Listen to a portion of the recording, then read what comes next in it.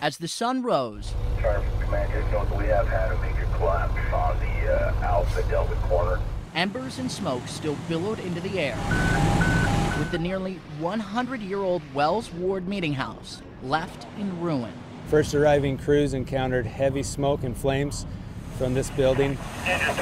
This was the scene as the massive 4-alarm fire broke out, and fire crews from all over the city responded. We had approximately 80 individuals working this fire and received assistance from South Salt Lake Fire Department as well.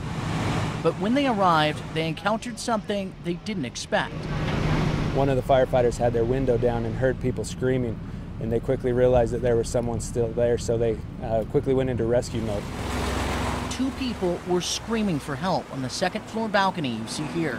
There was a second level of this structure off of the chapel, and that's where those 2 individuals were rescued from.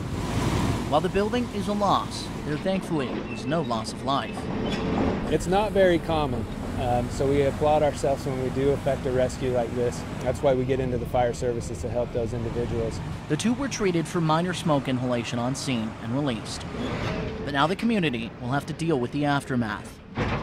Many memories are in that ward, many weddings, many activities. This is Nina Roberts. Her father-in-law managed this building for as long as she can remember. And it was his duty to keep it clean, keep it painted. He repaired a lot of the stained glass windows. And seeing it like this was a lot.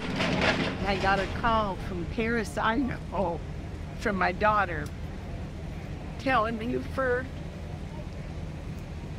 And so I had to come down and see it, because there she is with memories, you know.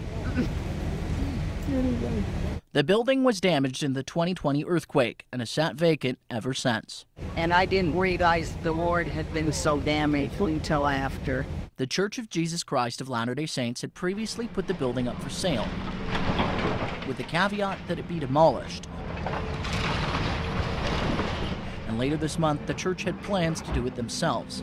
But as investigators try to figure out the cause of the fire, some of the building needed to be torn down ahead of schedule. We had multiple collapses throughout the firefight, and it's rendered this building obviously uninhabitable but unsafe to be around. But that task had to be done carefully. So it will be a challenge. Part of that demolition, it's not as easy as just knocking the structure down, because we still have to look for stuff that's helpful for the investigation. Still, for all those in this neighborhood, seeing this building on the ground after a fire stung a little more. It was a beautiful ward. They don't make them like that anymore.